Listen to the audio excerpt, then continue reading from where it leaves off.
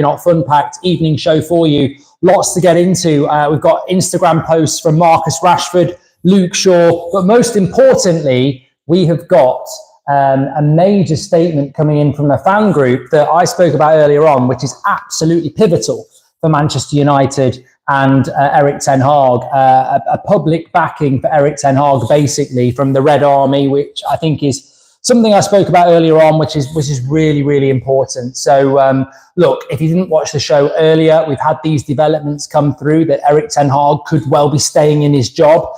We've also had the news that Kieran McKenna is probably going to sign a new contract with Ipswich. So let's fly straight into this. I mean, this is pretty big. You know, I'm obviously somebody that's very big on fan opinion. I think fan opinion is the most important thing in football.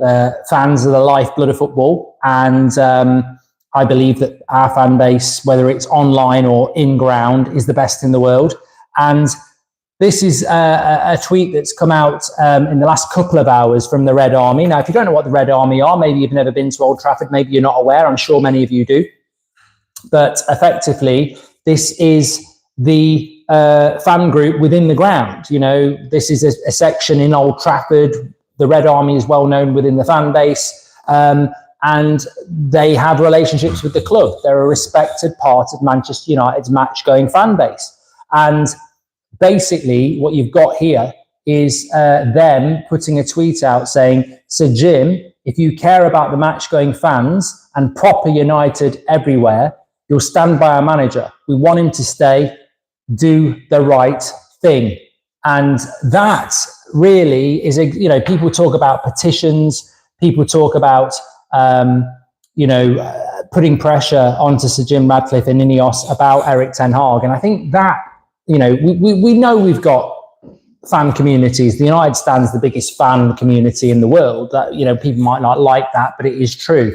But when you've got what I believe is the most respected match-going group in our fan base coming out and sending a message to Sir Jim Ratcliffe that if you care about the match-going fans and proper United fans, you'll stand by our manager. We want him to stay, do the right thing. Look, I'm not naive. I'm not stupid. Like, the match-going fans might not like the United stand. It's the world we live in. There's toxicity, there's jealousy, there's hate, there's all that. I don't know. Maybe they do, maybe they don't. Maybe some of them don't, maybe some of them do. I don't really care. I don't really care about that because I respect them. And when they put a message out like that saying to back Sir Jim Ratcliffe, then it's another strength behind what most of us think as well. And this is what I was talking about on TalkSport this morning to Jeff Stelling. He was stunned when I said, well, 80% of the fan base want Erik Ten Hag to stay. And he was like, really? And I said, yeah. And I said, Jeff, I watch Man United every single game. I interact with Man United fans every single game, every single day. Not only that, I also monitor other forums. I also monitor online. People can say, well, the United stand is a little blip. Well, it's the biggest fan community in the Man United fan base. It's the biggest fan community in the world. No other club gets anywhere near us. But I also monitor other areas. I saw the Manchester Evening News earlier trying to say that the Ten Hag, the poll that the Manchester Evening News did was 55% in favour of Ten Hag. It's a little bit like the poll The Athletic did a few years ago, last year, when they said that 55% wanted Sir Jim and 45% wanted Qatar. And I was like, what are you talking about? Who's doing your poll? Like, we do polls on the regular on this community, and it's always been around 70% for Ten Hag. It's now up at 90%. It hit a low of about 60%, but there's no way. Like, this is why it's really powerful when the Red Army put a tweet out like that, because it will hit INEOS. And INEOS have already been hit. Like, I've had that feedback from people within the club that they're aware what the fans want. Have no doubt in your mind that Sir Jim Ratcliffe, INEOS, know the majority of this fan base want Erik Ten Hag to stay. Now, this is really interesting because not only is it the United stand, not only is it another website, not only is it a lot of people on loan, online, we don't want any fans on loan, it's also the Red Army. It's probably the Man United Supporters Trust. It's probably the 58 as well. You know, I think every single group in the majority wants INEOS to stick with Erik Ten Hag. And if they don't, it's their choice. It is their choice. Yes, we're putting pressure on them, back this manager. But if they don't, then they're upsetting a lot of this fan base, aren't they? And I think that is a big mistake. And honestly, if I was Sir Jim Radcliffe, I'd educate myself. I'd understand why people want him to stay. And then I'd think, well, this is an open goal. This is a complete and utter open goal to stick with this manager. I haven't got anything more to say about whether we're going to stick with him or not, but I think that is a major development. This moment is the first make or break for my trust in INEOS, says Z3. They need to listen to us and support our community as a fan base. Erik Ten Hag in, says Z3. Why are you in my nan's kitchen, says Steve. She invited me around. She's a good cook and a good... That's a brilliant tweet, says Shay. Keep Ten Hag in. And Sir Jim Radcliffe says, hi, Mark. My representatives are speaking to Frank. Yeah, if you get Thomas Frank, you're done. Do Edward and co deserve praise for Erik Ten Hag's hire, says Corey. And Mark, did you let rip at the end of your last live, says Stephen? No, I didn't. So I don't know what the noise was from that, but it certainly wasn't me doing that. Yeah, look, all I can repeat is what I said earlier. I really do hope that they do take notice. I think look, personally, I think I've said it before and I'll say it again. I think fan opinion is, you know, some people say you shouldn't listen to fans. I personally think that fan opinion is the biggest, most important thing in football. I've never been more sure of that, and I've never been somebody that won't shout that out. I don't care about Lineker or Neville or BBC or Match of the Day or INEOS or Sky Sports News. I don't care. They're corporate. I care about fan opinion, and you know, it might rub people up the wrong way, but that's what it's always been about, real fan opinion. And I think fan opinion does matter. And I don't actually bow down to managers or CEOs or owners. I think fans are the most important thing. And I think they should be listened to. They travel, they spend, they give up their time, they miss weddings, they get up at 3 o'clock in the morning, you know, they passionately watch every single game. And it frustrates me. It frustrates me when, you know, I listen to so-called Man United fans or pundits who start going, how do Man United play like this in an FA Cup final, but they can't do it against Crystal Palace? Did you look at the team lineup, you fucking idiots? I mean, come on. Like, do you watch Man United every game? Do you consume Man United every day? Do you understand what the story is? Or are you just an absolute twat who is doing it for clicks? Because if you think Man United's FA Cup performance could be replicated against Crystal Palace, you're a bloody idiot. I think those polls that the Manchester News is aimed at, different demographic, while you got the internet and YouTube streets as black. I don't think that at all. I don't think that at all. I think that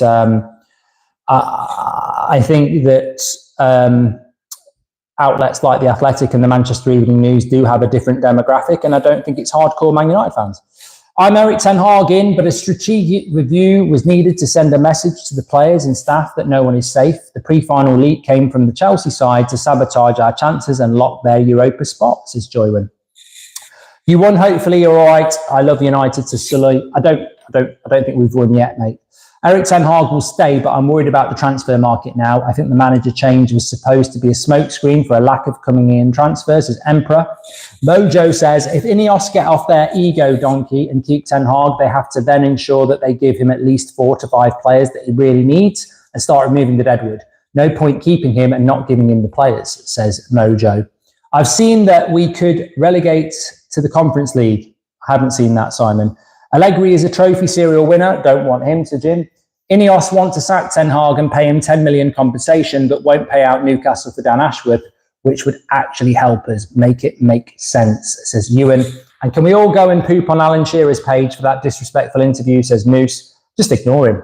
And Mark, do you think if Ten Hag stays, his position is weakened because players know he's only been kept because INEOS have been shamed into keeping him, says Eddie? I don't want that to be the reason that they keep him. I don't think INEOS are going to be shamed into keeping him. I think they're hopefully going to look. And can I just say this, because I don't think anybody's said it yet. If a strategic review is taken into account players, fitness, results, momentum,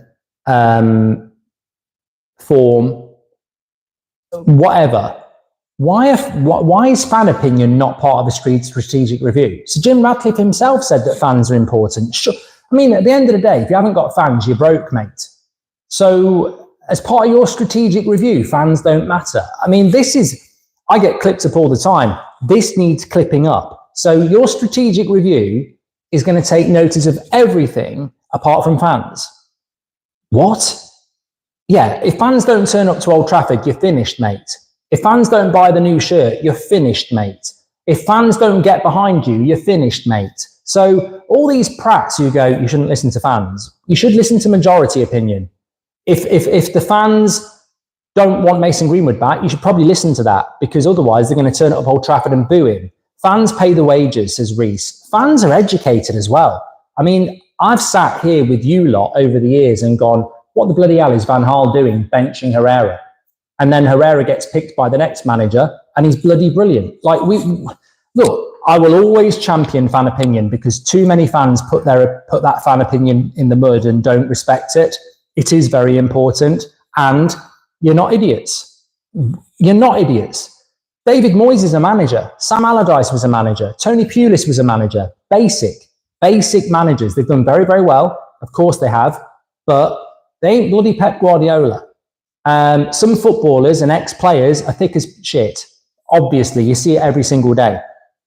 You watch every single game of Man United. You give up your time every single day. You're getting up at 2, 3, 4, 5 o'clock in the morning to watch Manchester United. You're driving 3, 4, 5 hours a day to watch Manchester United. Again, don't disrespect yourself, and don't be disrespected by this ownership. They should be listening to you. Absolutely. There is a very interesting, I want to get into this, but obviously we're talking about Eric Ten Hag, but I just want to read this out. I'm just going to do it. Sod it. I'm just going to do it. So there's an interesting post that's come out from Luke Shaw, but Marcus Rashford's followed it up. I don't know whether Luke Shaw will look at this and go, hold on a minute, tonight was my night to do it. But Marcus Rashford has put a tweet out and maybe an Instagram post. And he said this: it's time to come off socials for a few weeks. I plan to reset and rest mentally after a challenging season, individually and collectively. Thanks to the fans that stood by me through a difficult period. To the ones that didn't, just remember at United, we always stick together. I've read this 4 or 5 times, and I will say this. If Jemba's not good enough to play for Man United, you vocally say he's not good enough to play for Man United. If Ryan Giggs goes through a bad patch at Man United, you give him that time because he's done it in a Man United shirt. I feel that it's a bit of I feel that I just want you to perform on the pitch, mate. That's all I want to do. I just want you to perform on the pitch. I don't need a guilt trip to the ones that didn't back me this season. Remember, we always stick together, because that's not what football is. Like, Val Weghorst gave everything for the shirt, but we didn't stick together because he wasn't good enough to play for Man United. Everyone, I'm sorry, Marcus, I think you are good enough, but to those who don't think you're good enough, they've got every right. Ricky doesn't think you're good enough. There's other people who don't think you're good enough. You can't just say to the ones that didn't stand by me, remember, we always stick together. That's not actually true.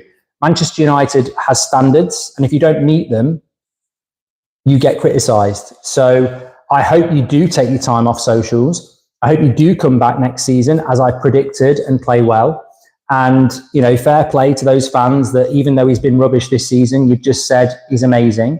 But to those people who've said he's not been good enough and he does deserve to be dropped, were they meant to say, keep picking him? Keep picking him. He's one of our own. Keep picking him. It doesn't matter that he's played absolutely rubbish. Keep picking him. There are standards. I think that would have been a really good tweet or Instagram post from Marcus Rashford if he'd said, it's time to come off socials for a few weeks. I plan to rest and reset mentally after a challenging season, individually and collectively, thanks to the fans that stood by me through a difficult period. That's it. I think to the ones that didn't, just remember at United, we always stick together. Yeah, but we don't stick together at Man United, do we? Because the dressing room doesn't stick together. So to try and tell fans that we should stick together behind players that aren't performing well, when we know the dressing room doesn't do that, doesn't make sense to me. So I think it's an interesting statement, but I think the last line just isn't needed. You know, you can't ask fans to just stick behind you just because that's what we do at Man United, because otherwise we'd be in League Two with shit players. There has to be standards. Simple as that. And I think it's good he comes off social media. I think he focuses on himself. He's not in the Euros. He will be here next season. I think Man United should consider selling him if an offer comes in, but I don't think we'll get an offer. And I think we need to see fit, raring to go, focused Marcus Rashford, because this season, the same as Casemiro's, hasn't been good enough. But I don't need to be told that if you didn't stick by him, you're not a Man United fan, because that's not right. And that's how it reads, really. To say to the ones that didn't, remember at United, we always stick together. We said sell Weghorst. We didn't say sell Weghorst. We said send Weghorst back. We said sell plenty of other players. We're saying sell Sancho. You know, it's look, just start playing well on the pitch and you'll solve your problems. Stop blaming other people and you'll solve your problems. Start playing well for Manchester United and everyone will get behind you. And nobody, look, I don't care whether you're Bruno Fernandes, Eric Cantona, George Best, it doesn't matter. If you don't perform on the pitch, this is Man United, someone else will take your shirt. It's as simple as that. But I hope he does come back next season, and I think he will go off and focus, and I think he should come off social media. I mean, the Belfast stuff was just horrific, and that obviously was very publicised. But for me, the biggest thing has been not performing on the pitch. He's just not performed on the pitch. And Casemiro, I will throw Casemiro into that. Two best players last season. We've had an injury crisis, and they didn't perform this season, so hopefully he can do. If I was in charge, I know we talk about INEOS a lot and what they're going to do with Eric Ten Hag, but if I was in charge and I was INEOS and PSG said there's 75 million, I'd take it. I'd say to Rashford, I want to take it. But that's not going to happen. I was told at the end of February, Rashford's not for sale and he won't be sold.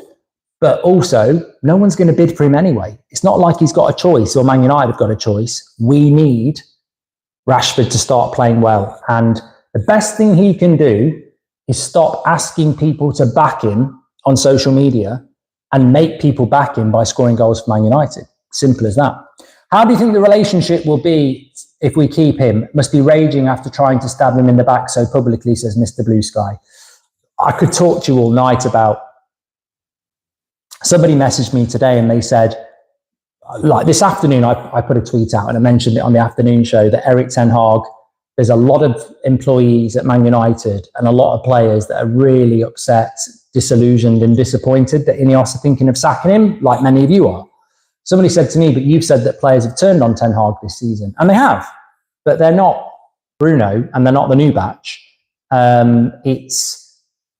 There are players that have turned on Ten Hag this season, and I think hopefully we'll get rid of a lot of them. But if we don't get rid of all of them, it will be very interesting, yeah. Iraqi says, when are we going to admit that Ashworth is not the salvation? We need to keep Ten Hag if we want any hope. Best thing that happened to United since Sir Alex Ferguson. Kirsten Williams, welcome to the Members Club. Thank you very much. Talbot says, I'm afraid they're going to appoint Potter. What do you think about that? If we give Graham Potter the job, we're finished. But I know stories about Potter at Chelsea, and like it's not stories about hard drives or anything stupid like that. God no. And it's not stories about, you know, training with bloody blindfolds on your head or anything stupid like that. It's stories about how the Chelsea players just didn't respect him. They just didn't respect him. They didn't think he was big enough for Chelsea, and his interviews were crap. He isn't good enough for Manchester United. It's as simple as that. How do you think the relationship will be if we keep doing that from Mr. Blue? Jack Glancy says, in relation to Rashford is the definition of inconsistent, and the one thing every top player has is consistency. If that isn't something he has, it will always drag him down and he'll never reach those heights properly. Weirdly, Jack, I sort of agree with you. I think Rashford will have a great season next season. I thought he had a great season the season before last. Do I think he'll have a great season in 2 years? Probably not. And that is a very valid point. He has to be consistent. Cole, welcome to the Members Club. Thank you very much. But consistency is a mentality as well. We all, if you work well on a Monday and on a Tuesday, but you don't work well Wednesday, Thursday, Friday, why? If you play five-a-side with your mates and you're good one week and then you're bad the other, why? Like, consistency is not a tap that everybody can turn on. It is actually what separates the best from the mediocre. Is Marcus getting passively aggressive, says Mushy? I think that's been going on for a while. We had the interview where it was, if you back me, great. If you don't back me, I can't remember what it was. I really don't. Honestly, I don't really take a lot of notice of tweets, Instagrams, or interviews from players, because the bottom line is, even if it's from a player I like, and I've had it, I've had it with Ronaldo in the past, I've had it with other players that I like, you champion their interview and then people go, yeah, but they're shit on the pitch. Ultimately, what's a tweet? What's an Instagram post? What's an interview? Public relations, isn't it? That's what it is. I thought what he did on Saturday, crying in front of the fans, was the best thing he's done in years, because it was actual real emotion that showed that he cared about the football club. But it's not my place to talk about this, but, I think there is always frustration with a fallen idol. I think when everybody is saying how amazing you are, you're used to that. But there is always going to be a drop-off. You're always going to get people who go, oh, you're not the shiny new toy anymore, someone else is, and you've got to deal with that. You have to deal with that. Disco Foot, welcome to the Members Club. You're an absolute legend, mate. Where's the passion project? Where's the marginal gains? Very worrying signs from INEOS. Reminds me of Mike Ashley, says the European Trey. Not heard from you in ages. Hope you're doing well. Eric Ten Hag out. It's not good enough, says Zuteng. You're contradictory. Eric Ten Hag in, but this midfield should have been used before, says Jeffrey. I hope you get some rest, Captain Bridge, says Mushy. Match-going fans, online fans, well in the Red Army, says Brian Reno. Have you thought being a defender for us after Anfield, says Terence? And Jared says, Romano's poll had 57% Eric Ten Hag out, LP fans tampering. Yeah, Jared. Fabrizio Romano is not a Man United fan, and there will be people there. I quite like it that rival fans are saying Ten Hag out, because they're worried. The reality is you can only go off a Man United. Look, I don't think there's a better poll in the world than the United stand. I'm biased, but I also know the demographic. I also know where people are watching from. I know a lot of match-going fans watch it. They might dare not admit it, but they do. If you want a poll on anything, Qatar in or INEOS, Eric Ten Hag in or out, Greenwood in or out, we're very good. We're very, very good. You're very good. Rashi Shaw, Martial, tweet, please, mate, says Thomas. Just back the bloke and get on with the transfer, says Goldio. Team Eric, says Kieran. I'm Eric Ten Hag in, and that was from Jaden, which we'd read before. I've just caught up now then. There is also a post that's gone out from Luke Shaw tonight as well that we must touch on a little bit as well. Marcus Rashford's tweeted. We've had the farewell tweet from Martial, which we'll talk about in a moment. But we've also got an Instagram post from Anthony Martial as well. But let me just read what Luke Shaw has said as well. Happy for the boys to lift the trophy at the weekend and finish the season on a positive. As much as it was the result I wanted, it was hard to watch from the stands. This has definitely been the most frustrating season for me. I have had setbacks after setback and have worked so hard to get back to fitness, but things just haven't gone my way. I pushed so hard to get back before the end of the season and the final, but some things just aren't meant to be. There's nothing I want to do more than play and win with Man United, and I don't normally react to things I see on social media, but there's a lot of people questioning my loyalty to this club and asking how I am fit for England but not United. The reality is I'm not 100% fit for either right now, but I'm doing everything I can and constantly working to be. I've been at this club for 10 years through highs and lows, and for anyone to question my loyalty is obviously frustrating. I appreciate I haven't updated you all with my injuries and where I'm at with my recovery, But equally, the most important thing to me is that we're supporting the team playing. My biggest focus right now is being fit, and then whatever happens this summer, I will be ready. Thank you for your patience. Honest answer, I really like Luke Shaw. Honest answer, if he's fit to play for England, he's fit to play for England. You know, if this was November and he was fit in December, he'd be playing in for Man United. What I would say to Luke Shaw is, I mean, you won't take any notice, but if you play for England and you get injured and you miss the start of the season, it doesn't matter how many Instagram posts you put out, you're going to get a load of shit, mate.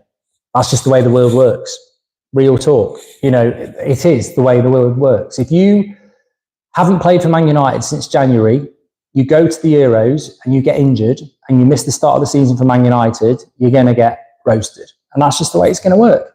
You've got the choice. You could say, that's a risk, I'm willing to take it. Or you could say, I'm not going to do it, because if I miss the start of the season for United, I'm damaging my relationship. I genuinely want him to play for England, because if he plays for England, then we're a better team. And I really like Luke Shaw. I've backed him for years. You know I have. He's never leaked into the team news, despite what people think. But I really like Luke Shaw, and England will be a better team with him. But he will face backlash if he gets injured in the Euros and misses the start of the season for Man United, because people will say, well, look at what you did. So if he's not quite right for England, then he shouldn't go. But I hope he is quite right, and I hope he's back ready for Man United. But Ten Hag made a great point about Luke Shaw. He's never going to play 60 games in a season again, because he had a bad injury at the start of his career. And anybody that thinks Luke Shaw is suddenly going to start playing 40, 50 games for Man United, he won't. He's going to get more and more injured, because the older he gets, the bigger problems he's going to get. That's just, and Ten Hag said that, you know, it is naturally going to happen. Kirsten says, I don't trust the Joel Glazer. Okay. Good to hear United plan to stick with Ten Hag. Chelsea are going to go for the Leicester manager. We are doomed. Michael Owen's comments after the Crystal Palace game was disgusting. He said we would be smashed by Arsenal, Brighton and City. He said, Eric is not good enough. Please, someone call him out. He's a traitor. The easiest thing to say about Michael Owen is he's very vocal about our manager, but he sits next to Howard Webb 50 times a week. No, not, yeah, however many times a year, he sits next to Howard Webb and basically just repeats what he said. Liverpool fans don't claim Michael Owen, and Man United fans don't claim Michael Owen. He should just stick to horse racing, because nobody else really takes any notice of him. It's in a rival fan's interest that Eric Ten Hag is out, says Sumi. And Sam says, thinking about it, it's fair of INEOS to look at options. Football is a business, loyalty is only for the fans. I'm Eric Ten Hag in, but it's fair enough, says Sam. And it's fair enough if they sack Ten Hag, everyone piles on them because they don't trust them. Exactly. David, thanks for your super chat. Rob says, great content, Mark. I'd love us to buy Ethan Ampadu, same to defensive midfielder that can play centre-back. We need a squad. Anthony Tracy says, strategic review equals trophies, youth and standards. Exactly. Tommy Quick, welcome to the Members Club. Cole, welcome to the Members Club. Thank you very much for that. And I See Dead Bodies says, at this point, I think it's not about Eric and it's about backing something that shows results.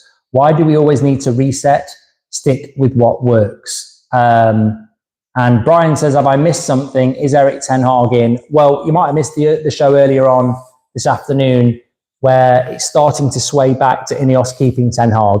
He's not out of the woods yet, not by a long way, but it is starting to sway back to that. We should renew his contract with a year remaining, because if things go bad at the start of the season, there would be too much pressure on him, says Chicharito. Thank you very much for that. Also, just want to read you out as well that Anthony Martial has left the football club, and he has done a post as well. So we've had Rashford, Shaw, and now Martial. Martial's the only one who's actually leaving.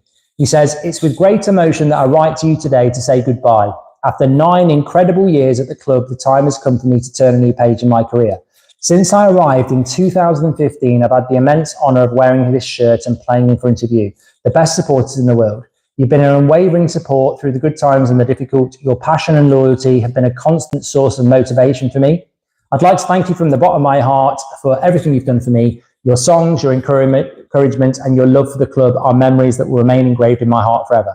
I would also like to express my gratitude to all my teammates, technical staff, and all the members of the club I've met during my 9 years here. I'm proud to have been able to share these experiences with you. Manchester United will always be in my heart. This club has left its mark on my career and offered me an incredible opportunity to play in front of you. I'm leaving to take on new challenges. I'll always be a Red Devil, and I'll continue to follow the club's results with passion. Thank you again for everything, and see you soon. With all my affection, Anthony Martial. So look, it's quite interesting, really, because he's actually been shat on quite a lot by the media, ex-players, and certain sections of our fan base, if we're being honest. But I always liked Anthony Martial. Marcus Rashford and Anthony Martial were my two favourite players before we signed Bruno. And I remember tweeting years ago, these two players are going to dominate the English game for years and years to come. And it just hasn't worked out for either of them. But I think in relation to Martial, it's about injury. I still think Martial, if he could have avoided injury, would have been a really useful player for us. I think he would have been a great foil and a great teammate and a great player to learn from for Erasmus. I just think injury did him in. And he always said that was down to Solskjaer because Solskjaer overplayed him. I think Anthony Martial was massively misunderstood. I think the media sold him as arrogant and obstructive, and every player I've ever spoken to, every staff member I've ever spoken to has said you couldn't get further from the truth. He's a really reserved guy. He's just been really unlucky with injury. So, I wish him all the best, and it's a shame it's ended how it has. Simon Stone has put a tweet out saying Joel Glazer and Sir Jim Ratcliffe are leading Man United's end-of-season review that would determine whether Eric Ten Hag remains in his job. There would be input from Jason Wilcox and David Brailsford. Right, can I just say this right here, right now? This is really important for half an hour into the show. All these prats that talk about INEOS controlling the football side? Simon Stone will not make anything up. They just won't. What the fuck is Joel Glazer doing involved in the managerial choice with Sir Jim Ratcliffe? I was under the illusion that INEOS controlled the football side. Why is Joel Glazer involved? And can I just say, I'm not surprised. I'm not surprised at all, because I never, ever, ever, ever believed that the Glazers weren't involved in this football club. So, it stinks of the Glazers. This is what the Glazers do. They sack another manager. And this stinks to high heaven. If I was Sir Jim Ratcliffe, after that Simon Stone drop, I would be like, if we don't keep Ten Hag, I'm finished. I'm meant to be something new. I'm meant to be taking us away from the Glazers. If Joel Glazer, and look, Simon Stone works for the BBC. He would never make this up. It's not worth what he does for a living. Sir Jim Ratcliffe owns 27% of Man United. The Glazers own 50%. Joel Glazer and Sir Jim Ratcliffe are leading Manchester United's end-of-season review that will determine Eric Ten Hag's future. The Glazers, again, looking to sack another manager with Sir Jim Ratcliffe holding their hands. This has got to stop. This has got to stop. Absolutely got to stop.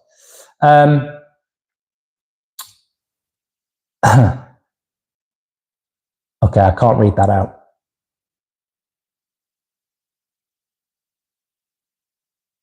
What's this?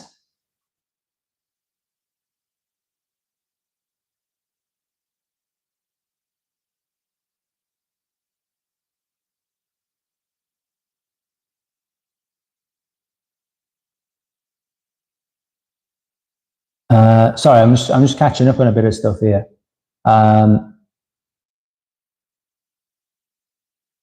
The review is expected to take a bit of time, by the way.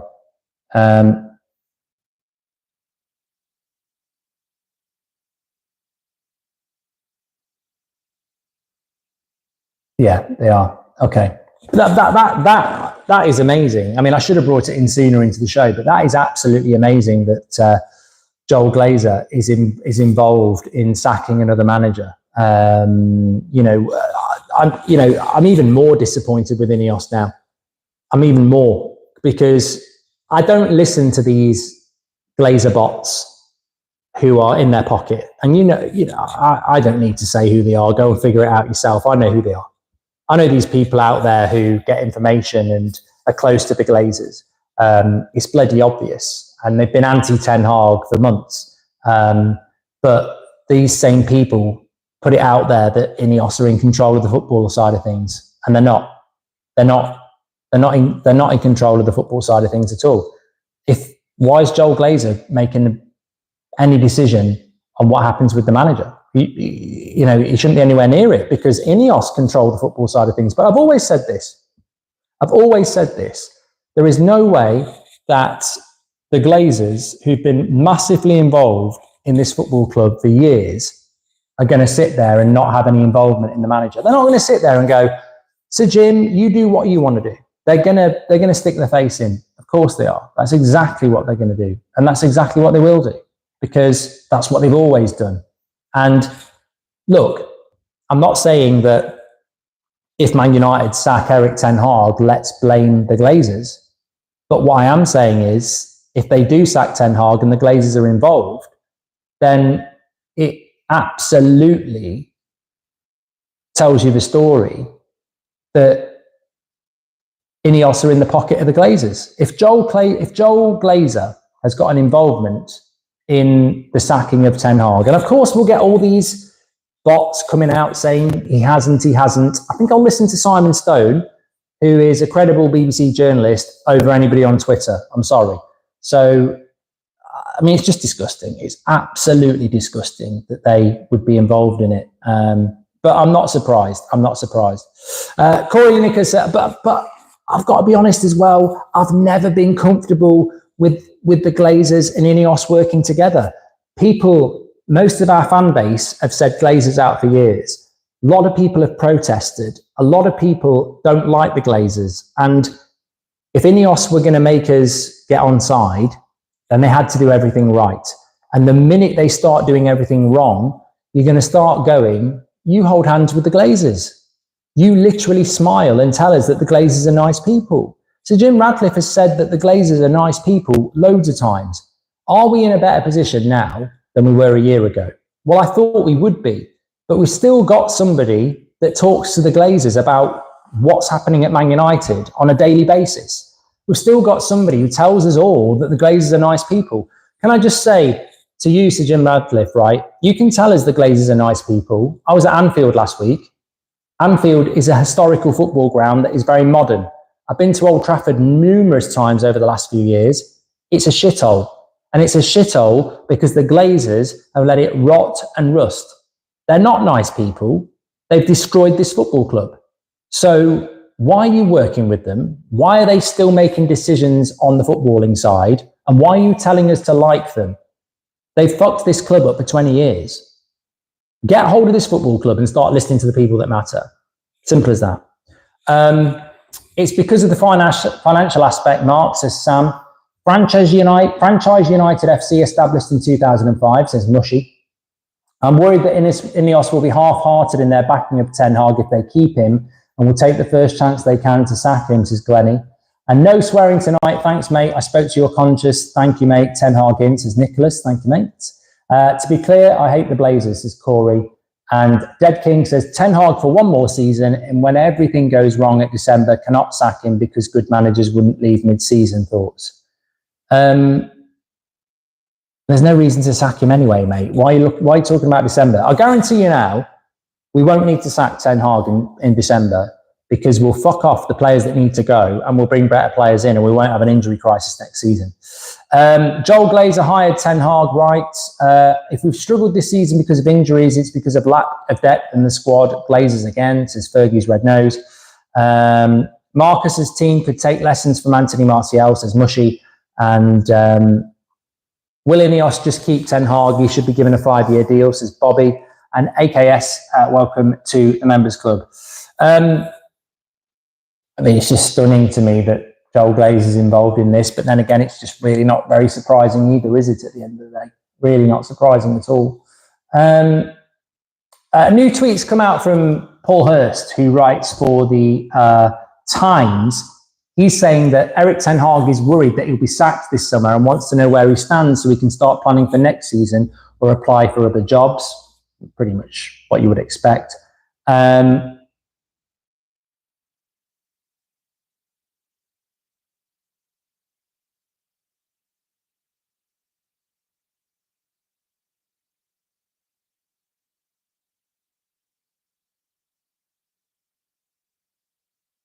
I think that I've got nothing to say about people who want Ten Hag to be sacked. You've had your say for a very long time.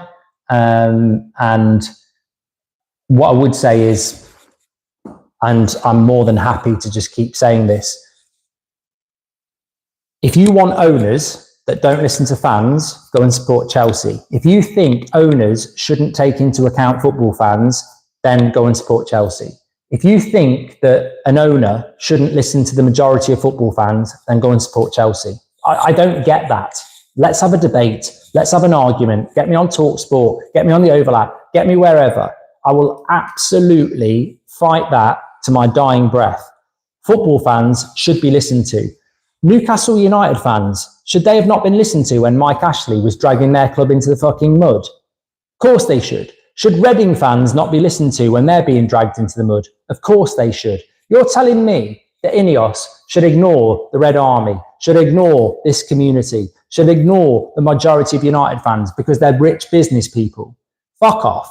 Absolutely jog on. Of course, football fans should be listened to. We buy the shirts, we get up, we pay the subscriptions, we go to the games. Manchester United fans should be listened to. And I'll tell you why they should be listened to, because they listen to absolutely every fucking match. They watch, they listen, they consume, and football fans are the lifeblood of football. And that's why I do the Goldbridge Saves Football podcast, because the mainstream do not run football. Managers do not run football. CEOs and everybody else don't run football. Football fans run football. We just don't bloody realise it. We're not very good at it. If you take fans out of football, it's over. There is no brand. There is no massive stadium. There is no big dividends. You're finished. You're absolutely finished. And football fans should be listened to. It's as simple as that. Right, I'm going to have a beer. Thanks everyone for watching. Make sure you smash a like on the video and subscribe. I just do not understand why we have people in football who are supposedly fans of this football club going, of course they shouldn't listen to the fans. We shouldn't listen to the fans. If they listen to the fans, they're not proper owners. Well, you should bloody listen to the fans. The Glazers haven't listened to us for fucking years, and look at where we are. The fans of this football club have been on at the Glazers for 20 years about renovation, about fan representation. Of course they have. And look at where the football club's ended up. Bullshit. Don't ever let fan opinion be put in the mud because we're, peasants in the game of football. We're the lifeblood of football. We always have been. And that's the way it should stay. Thanks everyone for watching. Take care. Absolute legends. I'll speak to you all soon. Keep the pressure on. Thanks for watching. People are getting rattled. Good.